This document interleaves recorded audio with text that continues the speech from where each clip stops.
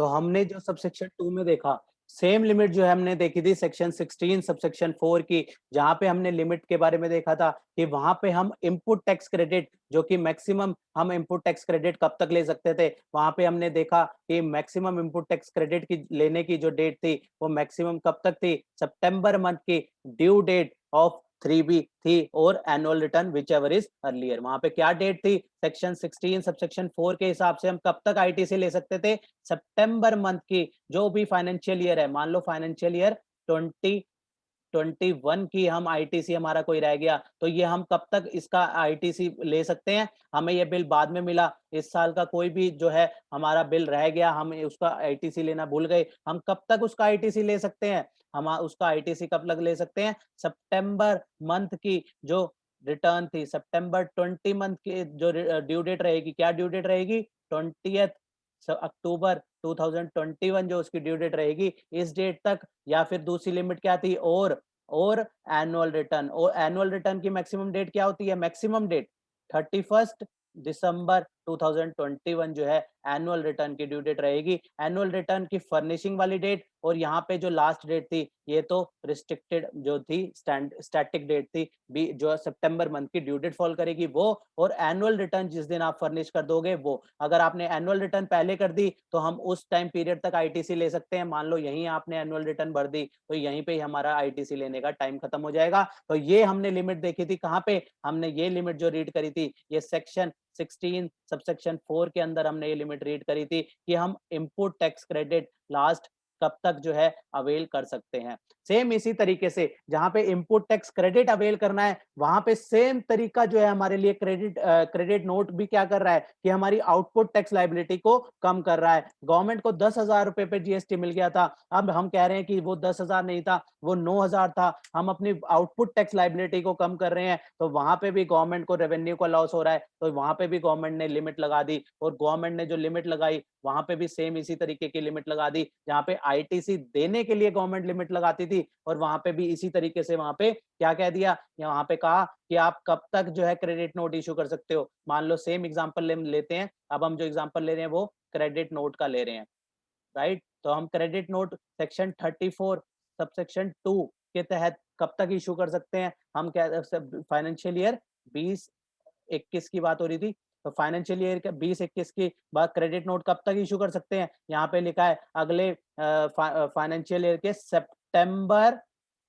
सितंबर की due date नहीं लिखा। दोनों में फर्क ये है, जब सेक्शन 16 सबसेक्शन 4 पढ़ रहे थे तो वहां पे ड्यू डेट ऑफ सितंबर मंथ लिखा था, यहाँ पे लिखा है सितंबर मंथ और एनुअल रिटर्न, और annual return whichever is earlier. दोनों में फर्क ये है, वहां पे सितंबर मंथ की ड्यू डेट लिखा था, यहाँ पे एनुअल रिटर्न जिस दिन आप फर्निश कर दोगे उस टाइम तक जो है आप क्रेडिट नोट जो है इशू कर सकते हो। और क्रेडिट नोट इशू किस में करना है? अंडर सेक्शन 34 सबसेक्शन 1 के तहत आपका जो है क्रेडिट नोट इशू होगा। इशू किस में हो रहा था? प्रीवियस सेक्शन हमने क्या पढ़ा था? सेक्शन 31 34 सबसेक्शन 1 हमने पढ़ा था, वहां पे हमने जो है क्रेडिट नोट की बात करी थी, और क्रेडिट नोट की टाइम लिमिट को रिस्ट्रिक्ट करता था। सेक्शन 34 सबसेक्शन 2 जो है इसके टाइम को लिमिट कर देता है। यहाँ पे क्या कहता है? सितंबर के मंथ की following the end of financial year, कौन सा? बट नॉट लेटर देन सितंबर। यहाँ पे ड्यू डेट ऑफ सितंबर नहीं लिखा, यहाँ पे सिर्फ और सिर्फ वर्ड लिखा है September following the end of financial year, या फिर एनुअल रिटर्न, मतलब यहाँ पे लिखा है date of furnishing of annual return, मतलब जिस दिन आपने एनुअल रिटर्न फाइल करी। मतलब बेसिकली क्या डेट बन गई यहाँ पे? 30 सितंबर 2021 और 31 दिसंबर 2021, क्योंकि एनुअल रिटर्न की क्या डेट रहती है? 31 December of the financial year. तो हम उससे पहले कभी भी भर सकते हैं, और 30 सितंबर तक, मतलब ये हमारी जो दो डेटों में से पहली डेट आ जाएगी। अगर रिटर्न पहले कर दी, एनुअल रिटर्न पहले फाइल कर दी, तो वहां तक ही हम उस साल का, पिछले साल का जो है क्रेडिट नोट इशू कर सकते हैं। यहाँ पे रीजनिंग समझनी यही जरूरी है कि गवर्नमेंट को, जहां पे गवर्नमेंट को रेवेन्यू का लॉस हो रहा है ना, वहां पे गवर्नमेंट टाइम लगा देती है। तो इससे अब जो हम डेबिट नोट इश्यू करेंगे, जहां पे डेबिट नोट में क्या था, वहां पे 10,000 की एक्चुअल वैल्यू 12,000 की थी, गलती से हमने 10,000 रेज कर दिया था, और वहां पे क्या होगा, 2,000 रुपए हम और चार्ज करेंगे तो गवर्नमेंट को 2,000 रुपए और मिलेगा। जब गवर्नमेंट को 2,000 रुपए चार्ज करके 2,000 और मिलेगा, तो यहाँ पे गवर्नमेंट कोई भी टाइम नहीं लगाती, कोई भी टाइम लिमिट नहीं लगाती। वो कहती है आपने वैल्यू बढ़ानी है तो कभी भी बढ़ा लो, आपने वैल्यू बढ़ानी है कभी भी बढ़ाओ, 5 साल बाद बढ़ाओ, 7 साल बाद बढ़ाओ, कोई दिक्कत नहीं, क्योंकि हमें तो पैसा आना है। जहां पे गवर्नमेंट को अपनी रेवेन्यू को कम करना है, वहां पे गवर्नमेंट जो है कहती है नहीं, सिर्फ जो है सितंबर तक कर लो जी, उसके बाद जो है नहीं करने देंगे। तो यहाँ पे गवर्नमेंट ने इस तरीके से प्रोविजन बना रखे हैं कि यहाँ पे अगर क्रेडिट नोट इशू कर रहा है तो उसके केस में टाइम लिमिट यहाँ पे रिस्ट्रिक्टेड है। अभी जब मैं नेक्स्ट प्रोविजन डेबिट नोट का पढ़ाऊंगा तो वहां पे इस तरीके की कोई लिमिटेशन नहीं है। तो पहले हम देखते हैं सेक्शन 34(2) को कवर करते हैं पूरा। यहाँ पे कहता है provided that no reduction in output tax liability shall be permit. यहाँ पे क्या कर रहा है, गवर्नमेंट कह रही है कि अब 10,000 से 9,000 हो रहा है, ध्यान रखना गवर्नमेंट को लॉस हो रहा है, तो गवर्नमेंट तो अपने आप को पहले तो इसने टाइम रिस्ट्रिक्ट कर दिया, और उसके बाद कहता है no reduction in the output tax liability. मेरे को 10,000 पे टैक्स मिल गया, गवर्नमेंट कहती है मुझे 10,000 पे टैक्स मिल गया, अब मैं उसकी अपनी आउटपुट टैक्स लाइबिलिटी को कम नहीं करने दूंगी अगर इंसिडेंस ऑफ सच टैक्स, अगर उसका क्रेडिट जो है has been passed on to any other person. अब क्या होगा, मैंने 10,000 का जब जो है 10,000 रुपए का इनवॉइस रेस किया होगा, तो आपने उसका क्रेडिट कितना लिया होगा, 10,000 के ऊपर ही आपने उसका क्रेडिट ले लिया होगा। जब गवर्नमेंट को मैंने 10,000 के पे किया और आपने क्रेडिट भी पूरा 10,000 पे ले लिया, तो उसके बाद जो है अगर आपने आपको क्रेडिट भी मिल ही गया है, जब आपको क्रेडिट भी मिल गया है तो गवर्नमेंट को उस केस में कुछ नहीं मिलना।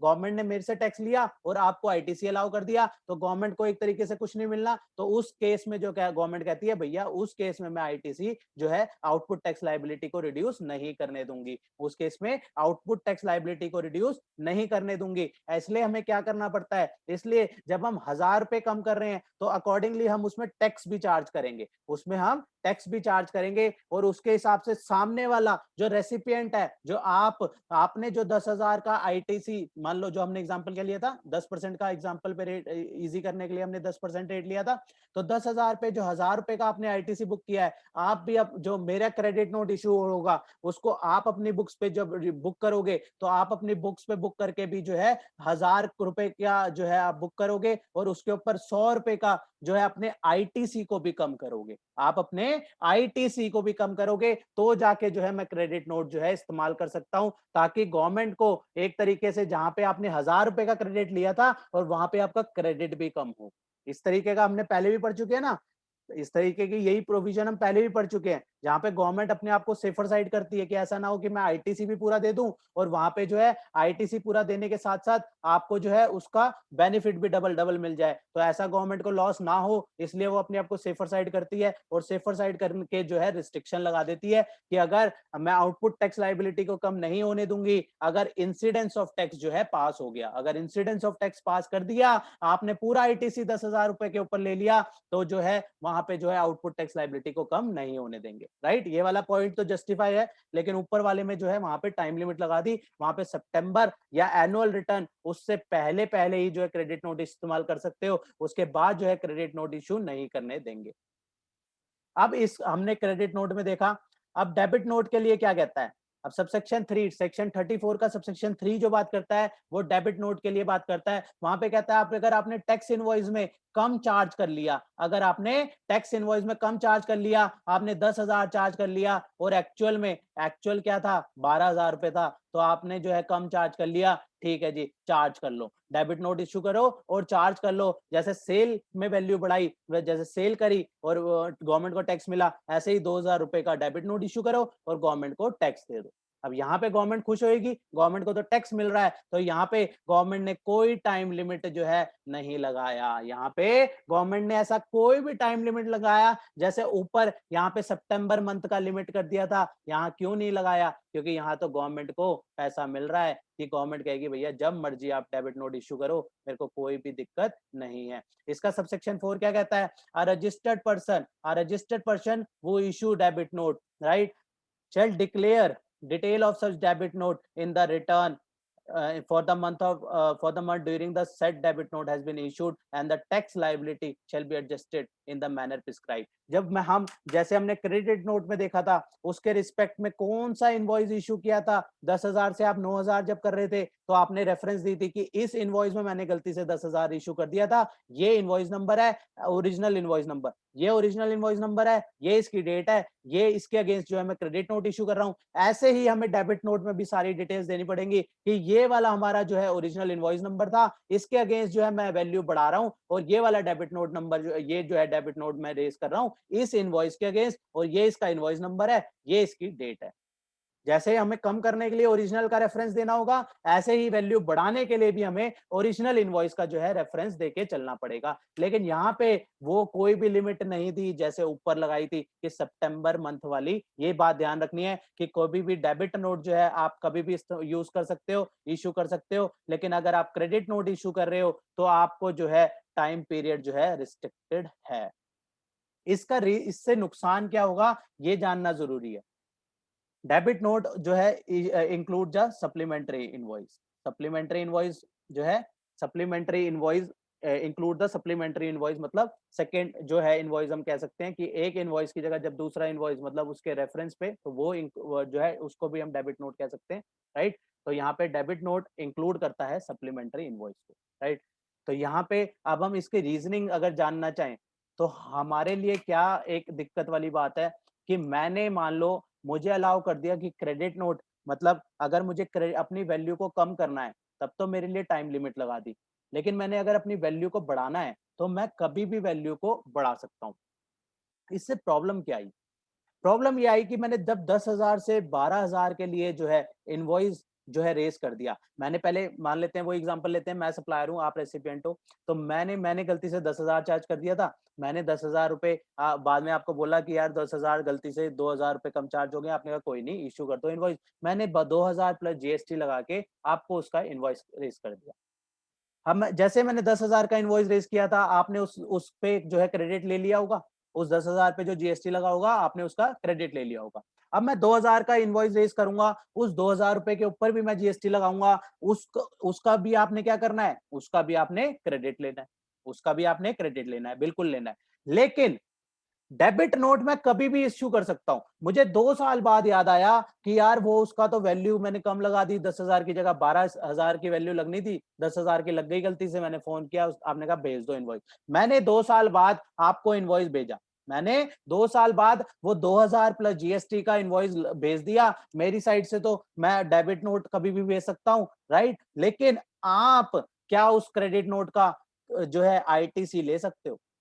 आप उस क्रेडिट नोट का आईटीसी नहीं ले सकते, क्योंकि सेक्शन 16 सबसेक्शन 4 जो है वो हमें कहता है कि अगर आपको आईटीसी लेना है तो मैक्सिमम कब तक लेना होगा, सितंबर मंथ की ड्यू डेट। जो अभी हमने रेफरेंस के लिए भी बताया था ना, वही मैं दोबारा लेके चल रहा हूं कि वहां पे अगर आपने आईटीसी बुक करना है, मेरे डेबिट नोट का जो मैंने 2,000 रुपए का डेबिट नोट दिया उसका आईटीसी जो आप बुक करना है वो आप मैक्सिमम कब तक कर सकते हो? वो मैक्सिमम आप जो है सिर्फ और सिर्फ 20/10/2021 तक, ये हमारी जो ड्यू डेट निकल के आई या एनुअल रिटर्न, इस तारीख तक ही कर सकते हो। मैंने जो इनवॉइस आपको भेजा, मैंने तो 2 साल बाद इनवॉइस भेजा। मैंने जो इनवॉइस रेज किया था 2 साल बाद रेज किया था। 17/4 का तो टाइम पीरियड ही निकल गया था। 17/4 का टाइम पीरियड निकल गया तो क्या आप उसका क्रेडिट ले सकते हो? आप उसका क्रेडिट नहीं ले सकते। उसका क्रेडिट आपको अलाउ नहीं होगा। क्रेडिट अलाउ क्यों नहीं होगा? क्योंकि 17/4 हमें रिस्ट्रिक्ट कर देता है। और यहाँ पे डेबिट नोट को तो कहता है कभी भी ले लो, गवर्नमेंट को रेवेन्यू मिल गया, मैंने 2,000 पे जीएसटी चार्ज किया, गवर्नमेंट को जमा करा दिया, लेकिन उसका आप जो है क्रेडिट नहीं ले सकते।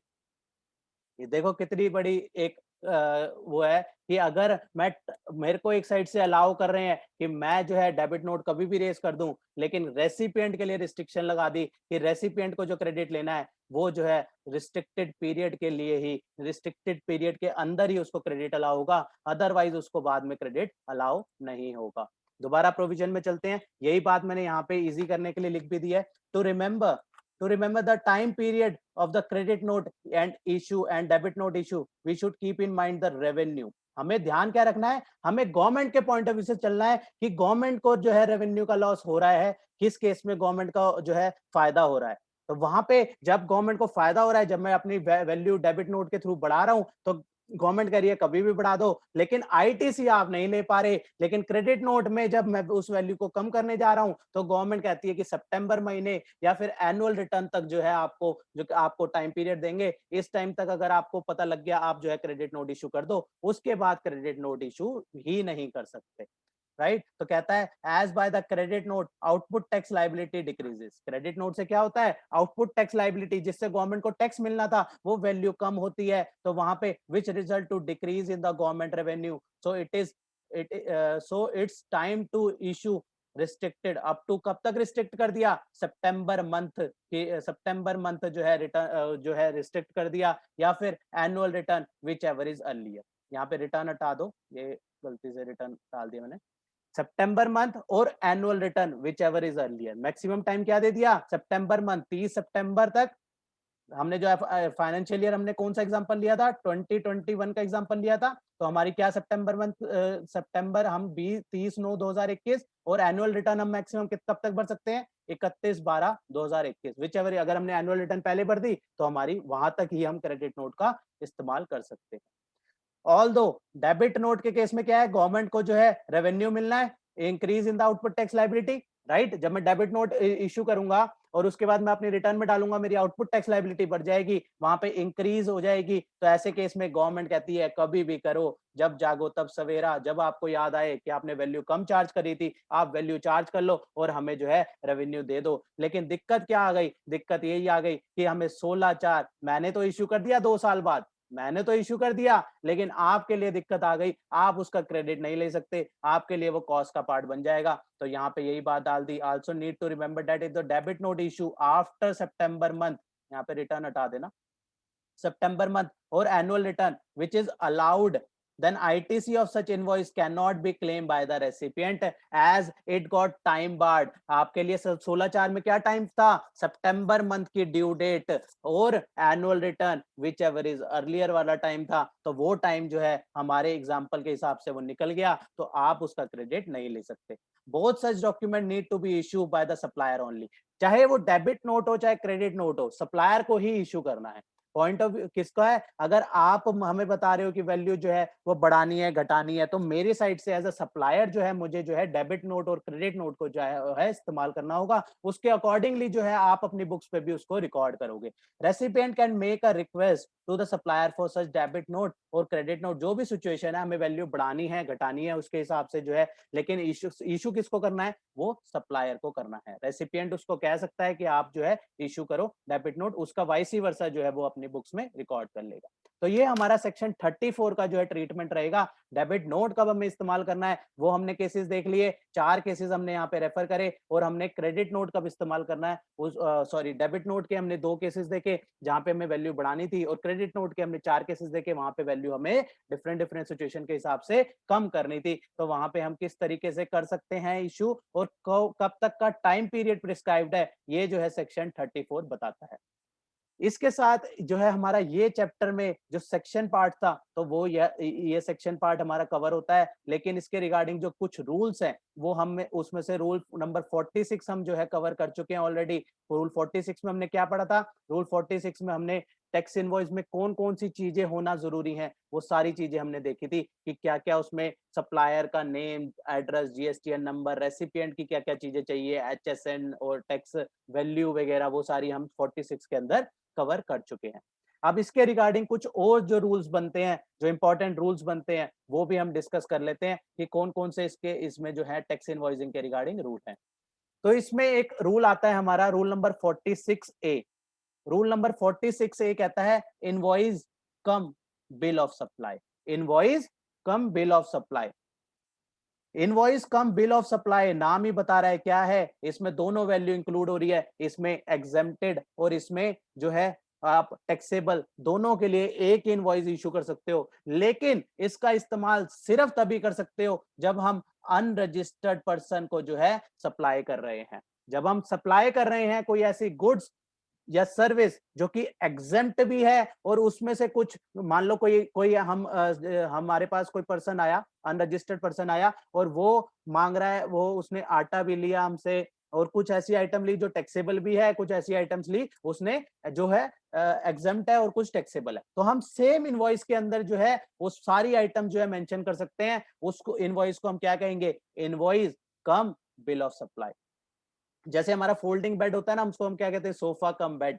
तो इसी तरीके से जो है यहाँ पे invoice cum bill of supply हो गया, जो कि हमारा जैसे हमने क्यों कौन कौन से इनवॉइस पढ़े? टैक्स इनवॉइस पढ़ा और बिल ऑफ सप्लाई पढ़ा। टैक्स इनवॉइस हमें किस लिए चाहिए था? जहां पे हमें टैक्स चार्ज करना है वहां पे हमें टैक्स इनवॉइस चाहिए था। बिल ऑफ सप्लाई हमें कब चाहिए था? जब हमें हमें एग्जेम्प्टेड सप्लाई कर रहे हैं तब चाहिए था, या हम कंपोजिट सप्लाई कर रहे हैं, कंपोजिशन डीलर हैं, तो हम अंडर सेक्शन 10 जो सप्लाई कर रहे हैं उन केसेस में हमें क्या चाहिए था? उन केसेस में हमें बिल ऑफ सप्लाई चाहिए था और यहाँ पे टैक्स इनवॉइस चाहिए था। तो हम अगर अनरजिस्टर्ड पर्सन है तो हम वहां पे क्या इस्तेमाल कर सकते हैं? तो इन दोनों के लिए हम जो है invoice cum bill of supply जो है, एक ही invoice cum bill of supply बना के दे सकते हैं। लेकिन ये कब दे सकते हैं? ये हम सिर्फ और सिर्फ अनरजिस्टर्ड को अगर दे रहे हैं तो हम दे सकते हैं। अगर हमने किसी रजिस्टर्ड पर्सन को जो है सप्लाई करनी है, उसको उसने क्रेडिट भी लेना है उसका, तो उस केस में हम invoice cum bill of supply का इस्तेमाल नहीं कर सकते। तो यह कहता है not with standing anything contain in rule 46,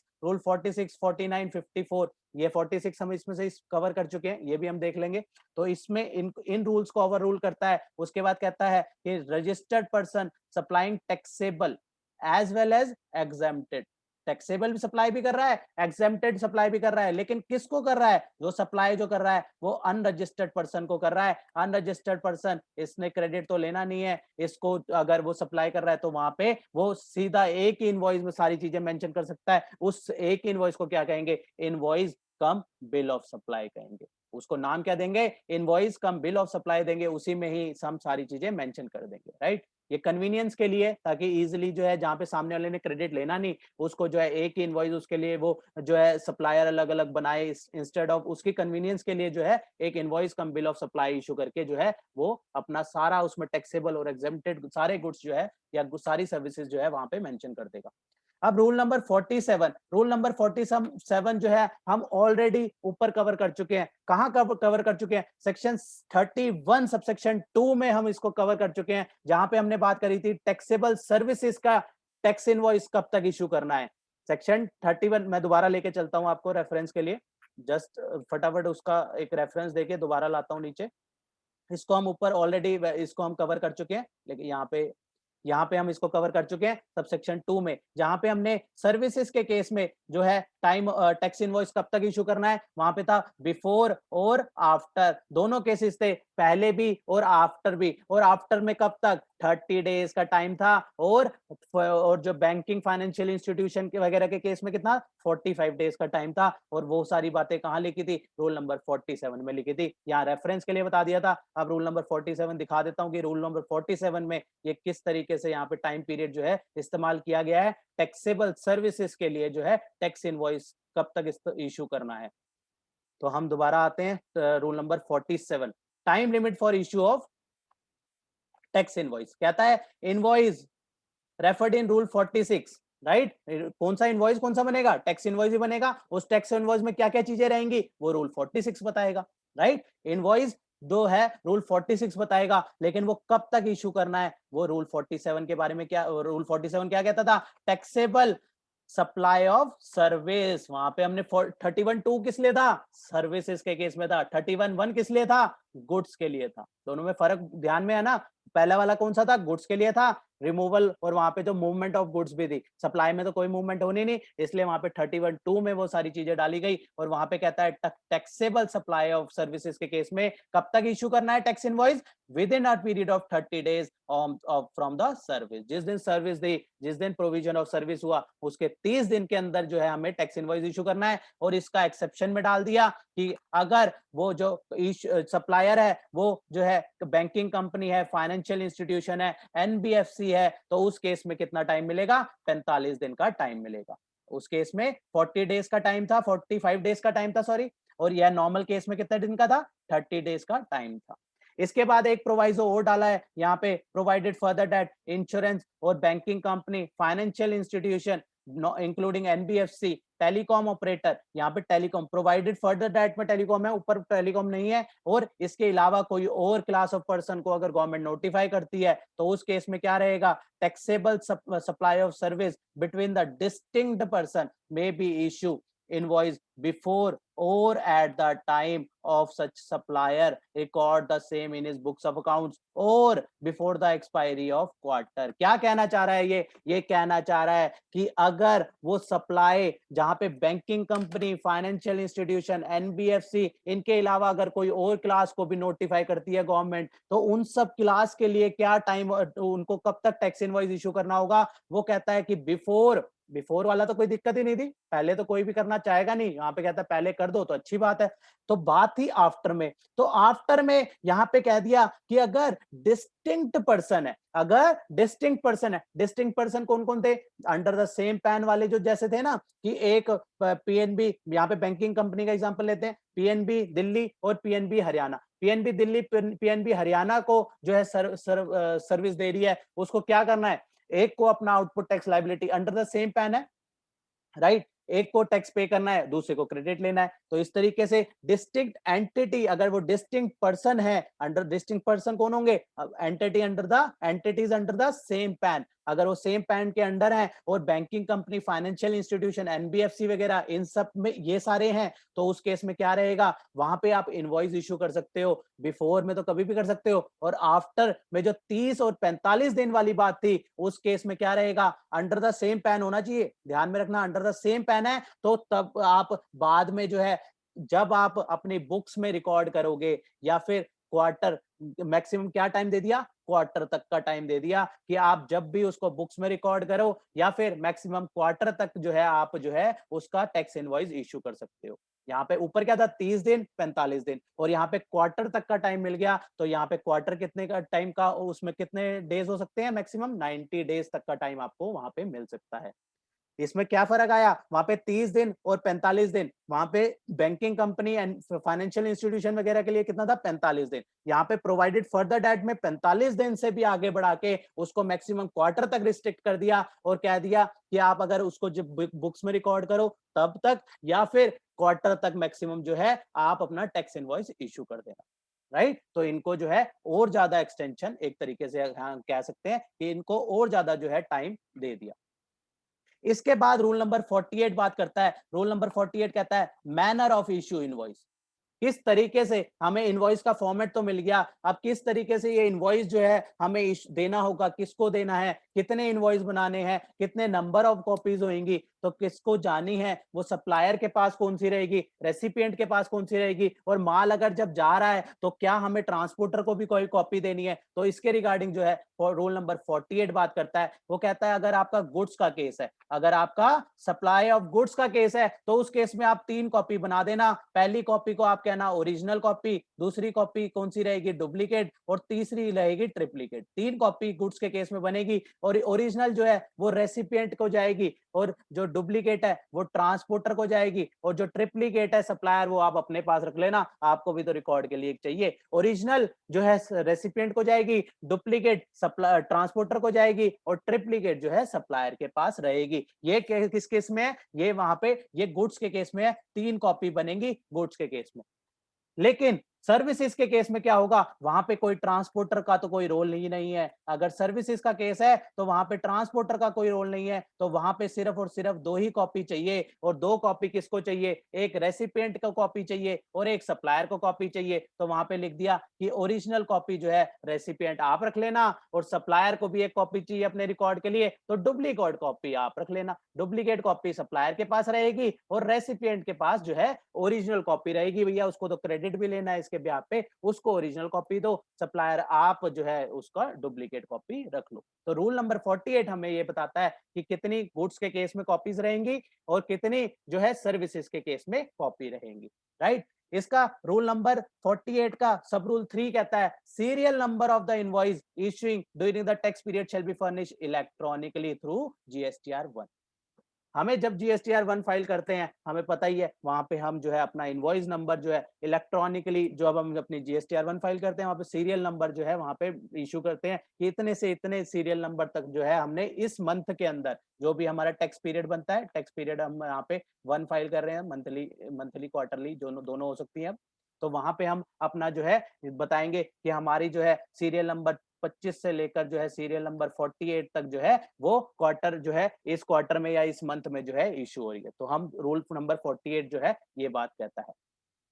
इसके बाद रूल नंबर 48 का सब रूल 4 कहता है कि invoice prepared by the class of registered person as may be notified by the government on the recommendation of council by including the particular containing form GST INV01 after obtaining IRN number, IRN invoice reference number। ये क्या होता है invoice number, IRN number, इसकी कब जरूरत पड़ती है? तो इसके रिगार्डिंग हम जो है लास्ट में इसको हमने लास्ट की डिस्कशन इसी के ऊपर रखी हमने, जहां पे हम ई इनवॉइसिंग और क्यूआर कोड की बात करेंगे कि कब हमें क्यूआर कोड का इस्तेमाल करना है, कब हमें ई इनवॉइसिंग का इस्तेमाल करना है, क्योंकि ये प्रैक्टिकली बहुत ज्यादा इंपॉर्टेंट होती है। कुछ एंटिटीज में क्यूआर कोड एप्लीकेबल है, कुछ के लिए जो है ए इनवॉइसिंग एप्लीकेबल है, और इसका नॉन कंप्लायंस जो है काफी ज्यादा ज्यादा जो है दिक्कत दे सकता है। और इसमें क्या हमें कब तक की एग्जम्पशन मिली है, इसको भी मैंने साथ में साथ जो है वहां पे अपडेट कर दिया है कि कब क्यूआर कोड के लिए क्या एग्जम्पशन आई है। अभी जो लेटेस्ट नोटिफिकेशन कुछ टाइम पहले आई है, लास्ट मंथ 30 जून 2021 को भी इसके रिगार्डिंग नोटिफिकेशन आई है क्यूआर कोड के रिगार्डिंग, वो भी इसमें इनकॉर्पोरेट कर दी है। तो वन बाय वन चलते हैं कि ई इनवॉइसिंग के लिए रूल 48 सब रूल 4 क्या बात करता है। वो कहता है जहां पे जिसके क्लास ऑफ रजिस्टर्ड पर्सन को नोटिफाई किया जाएगा ई इनवॉइसिंग के लिए, कौन कौन से हैं वो हम डिटेल में डिस्कस करेंगे। उसको क्या करना है बेसिकली, उसको एक अलग से इनवॉइसिंग का पोर्टल बनाया गया है। ई इनवॉइसिंग पोर्टल में जो है वो इनवॉइसिंग की डिटेल फर्निश करेगा। डिटेल फर्निश करने के बाद एक रेफरेंस नंबर जनरेट होगा जिसको आईआरएन बोला जाता है, इनवॉइस रेफरेंस नंबर बोला जाता है। उस इनवॉइस रेफरेंस नंबर को वो इनवॉइस में मेंशन करेगा, तो उसका जो है इनवॉइस को क्या कहा जाएगा, ई इनवॉइसिंग कहा जाएगा।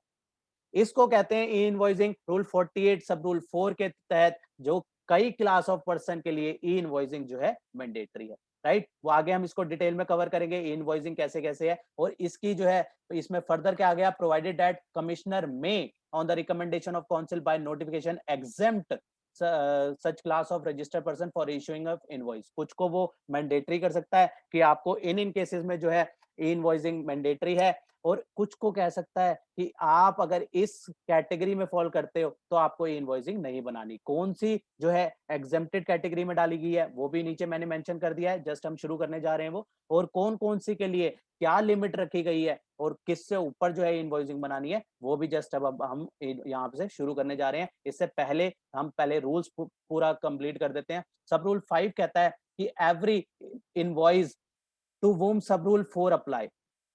अगर किसी इनवॉइस में ई इनवॉइसिंग मैंडेटरी है, अगर किसी एंटिटी पे, मान लो मैं एक एंटिटी हूं, मेरे ऊपर ई इनवॉइसिंग जो है मैंडेटरी है, राइट। मान लो वो गवर्नमेंट ने कही कि 50 करोड़ से ऊपर की टर्नओवर होगी, आपके ऊपर ई इनवॉइसिंग मैंडेटरी आ जाएगी और आपको रूल 48 सब रूल 4 के तहत जो है ई इनवॉइसिंग इशू करनी है।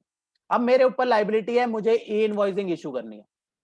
अब मेरे ऊपर लाइबिलिटी इनवॉइसिंग की आ गई, मैंने अगर इनवॉइसिंग नहीं इश्यू करी, मेरे ऊपर लाइबिलिटी आ गई लेकिन फिर भी मैंने इनवॉइसिंग इशू नहीं करी, तो सब रूल 5 कहता है कि मान लिया जाएगा आपने इनवॉइस ही इशू नहीं किया। मैंने बेसिक इनवॉइस तो बनाया था लेकिन ई इनवॉइसिंग नहीं बनाई थी, तो मान लेंगे कि मैंने जो है इनवॉइस भी नहीं बनाया, इनवॉइस ही नहीं बनाया, मान लिया जाएगा मैंने इनवॉइस ही नहीं बनाया। जब मैंने इनवॉइस ही नहीं बनाया तो आपको उसका क्रेडिट भी नहीं मिलेगा।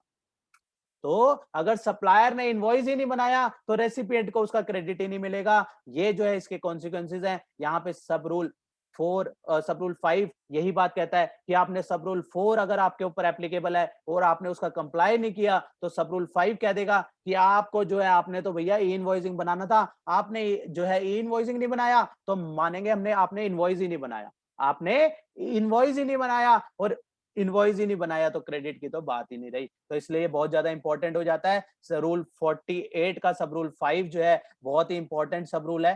क्योंकि अगर ई इनवॉइसिंग एप्लीकेबल है और वहां पे दिक्कत क्रिएट होती है तो रेसिपिएंट के लिए इशू हो जाता है, रेसिपिएंट को क्रेडिट लेने में दिक्कत आएगी, फिर उसको क्रेडिट जो है, क्योंकि इनवॉइस होना चाहिए। Rule section 16 sub section 2 section 16 sub section 2 clause A क्या कहता था कि वहां पे टैक्स इनवॉइस होना चाहिए। जब वो इनवॉइस ही नहीं है तो आपको क्रेडिट कैसे मिलेगा? इनवॉइस लेने क्रेडिट लेने के लिए, आईटीसी लेने के लिए सबसे पहली कंडीशन थी कि टैक्स इनवॉइस होना चाहिए। तो वो कहता है कि आपने अगर इनवॉइसिंग एप्लीकेबल है तो इनवॉइसिंग का कंप्लाई नहीं किया तो मान लेंगे आपने जो है इनवॉइस ही नहीं बनाया, मतलब टैक्स इनवॉइस ही नहीं बनाया, तो इनवॉइस ही नहीं है तो क्रेडिट का ही का, राइट? तो इसलिए हमें यहाँ पे ध्यान देना है, every invoice issue by a person to whom sub rule 4 apply, जिसके ऊपर होता है other than the manner specified sub rule not treated as invoice, माना जाएगा कि उसने इनवॉइस इशू नहीं किया। It means if e invoicing applicable but not issued then invoice deem to be invalid, invalid हो जाएगा वो इनवॉइस, जो इनवॉइस आपने नॉर्मल बनाया होगा लेकिन इनवॉइसिंग वाला नहीं होगा, तो ये भाई इनवैलिड हो जाएगा। सबसेक्शन 6 कहता है provision of sub rule 1 and 2 not apply to an invoice prepared in the manner specified in sub rule 4। सब रूल 4 में कौन सा था? सब रूल 4 में था ई इनवॉइसिंग। अब और सब रूल 1 और 2 में क्या था? सब रूल 1 और 2 में क्या था? जहां पे हमने बात करी थी कि कितनी कितनी कॉपीज बनेगी। 1 में हमने गुड्स की बात करेगी, फिर 3 कॉपीज बनेंगी, और यहाँ पे सब रूल 2 में सर्विसेज के केस में क्या था? हमने 2 कॉपीज बनेंगी। लेकिन ई इनवॉइसिंग के लिए जो है यहाँ पे 3 कॉपी 2 कॉपी की जरूरत नहीं है, यहाँ पे तो सिर्फ 1 एक सिंगल जो है आपने बनाना है। इसलिए यहाँ पे कहता है प्रोविजन ऑफ 1 और 2, जब प्रोविजन ऑफ 1 और 2 क्या कहता था? 3 कॉपीज और 2 कॉपीज, तो ये कहता है 3 कॉपीज और 2 कॉपी जो है अप्लाई नहीं होगी फॉर ई इनवॉइसिंग। वहां पे सिर्फ और सिर्फ आपको एक जो है बेसिकली आईआरएन क्रिएट करना है। आईआरएन क्रिएट करके आप वो तीनों कॉपी में डाल दो और दोनों कॉपी में डाल दो, जो भी आपका केस है उसके हिसाब से आपको क्रिएट क्या करना है? सिर्फ एक जो है ई इनवॉइसिंग क्रिएट करनी है, राइट? तो यहाँ पे इसलिए सबसेक्शन 6 में यही कह दिया कि 1 और 2 एप्लीकेबल नहीं होगा। अब आते हैं हम मेन बात पे कि इनवॉइसिंग बेसिकली क्या है। इनवॉइसिंग को समझते हैं और उसके बाद हम क्यूआर कोड को समझेंगे, और इसके साथ हमारा ये रूल जो है, ये चैप्टर जो है बेसिकली हमारा फिनिश हो जाएगा। तो इसके लिए some important point for e invoicing, सबसे पहले हम क्या बात करेंगे कि इम्पोर्टेंट पॉइंट कौन कौन से हैं ई इनवॉइसिंग के रिगार्डिंग। ई इनवॉइसिंग के रिगार्डिंग सबसे पहले क्या है? सबसे पहले ई इनवॉइसिंग किसके ऊपर एप्लीकेबल है? नोटिफिकेशन 5/2021 आई, और नोटिफिकेशन 5/2000 नोटिफिकेशन 5/21 ने जो है इसकी लिमिट को, सबसे पहले इसकी लिमिट हुआ करती थी 500 करोड़, इनवॉइसिंग की 500 करोड़ की लिमिट हुआ करती थी, उसको घटा के 100 करोड़ कर दिया गया, और उसको फिर फर्दर घटा के जो है 50 करोड़ कर दिया गया। अब 50 करोड़ की जो है इसमें लिमिट जो है लगाई गई है। 50 करोड़ से ऊपर जिसकी टर्नओवर होगी उसके लिए जो है ई इनवॉइसिंग जो है मैंडेटरी हो जाएगी। तो पहले जो थी इसकी लिमिट 500 करोड़ थी, अब 500 से जो है 100 करके 100 से फिर 50 कर दी गई, राइट? तो हमें ध्यान क्या रखनी है? इनवॉइसिंग की लिमिट 50 करोड़ से ऊपर जिसकी टर्नओवर है उसके लिए जो है ई इनवॉइसिंग जो है मैंडेटरी होगी। ई इनवॉइसिंग किस लिए है? E invoicing to be done for B to B transaction. किस लिए है? बी टू बी ट्रांजेक्शन के लिए इनवॉइसिंग है, बी टू सी के लिए इनवॉइसिंग नहीं चाहिए। बी टू बी ट्रांजेक्शन के लिए मेनली जो है इनवॉइसिंग का कॉन्सेप्ट जो है mainly B to B invoicing के लिए लाया गया था। बिजनेस टू बिजनेस के लिए जो है ई इनवॉइसिंग का कॉन्सेप्ट लाया गया, ताकि रियल टाइम बेसिस पे जो है वहां पे जो है इन्फॉर्म हो जाए। और साथ साथ इसको बेसिकली कोशिश करी गई थी कि इसको जीएसटीआर 1 से लिंकेज किया गया, ताकि इनवॉइसिंग होए सीधा आपकी जीएसटीआर 1 में डाटा चले जाए, और सामने जो है वो जीएसटीआर 1 में डाटा चला गया तो डिपार्टमेंट के पास जो है डाटा चला गया। The main activity to perform for e invoicing is generation of IRN. मैंने यहाँ पे वहां पे भी यही बात करी थी कि हमें बेसिकली करना क्या है। एक ई इनवॉइसिंग के लिए अलग से पोर्टल बनाया गया है। जब आपके ऊपर ई इनवॉइसिंग एप्लीकेबल होगी तो आप ई इनवॉइसिंग के पोर्टल में जाएंगे, वहां पे अपने आप को रजिस्टर करेंगे, और उसके बाद आपको जो है जब भी इनवॉइसिंग क्रिएट करनी है वहां पे ई इनवॉइसिंग के पोर्टल पे लॉगिन करके जो है आप सारी इनवॉइस की सारी डिटेल डालेंगे। जैसे आप ईबे बिल बनाते हो ना, वैसे ही जो है डिटेल्स उसमें वहां पे इस तरीके जो है इनवॉइसिंग की डिटेल डलती है। उसके बाद जो है जब आप सबमिट करेंगे वहां पे आईआरएन नंबर जो है जनरेट हो जाता है। वो आईआरएन नंबर जो है आपको जो है मेंशन करना होता है, और वो जो है आपका क्या बन जाता है? वो आपका जो है ई इनवॉइसिंग मान ली जाती है। आपकी ई इनवॉइसिंग का जो कंप्लाई था वो हो गया। आपको ई इनवॉइसिंग वो नंबर जो है मेंशन करना होगा। जैसे ई-वे बिल आप लोगों ने देखा होगा, तो ई-वे बिल के हिसाब ई-वे बिल का जैसा सिस्टम रहता है, वैसे ही ई इनवॉइसिंग का भी वही सिस्टम रहता है। वहाँ पे भी ई इनवॉइसिंग का पोर्टल डिफरेंट है, ई-वे का ऑब्वियसली डिफरेंट है। तो वहाँ पे हमें इसके कंप्लाई करने के लिए क्या करना है, ई इनवॉइसिंग के लिए क्या करना है, IRN number, invoice reference number जो है जनरेट करना है और उसको जो है हमें इनवॉइस के अंदर वो नंबर जो है मेंशन कर देना है। Facility to auto populate data of e invoicing in GSTR 1 is in order. इस तरीके से इसका जो है लेआउट करा गया था कि जो है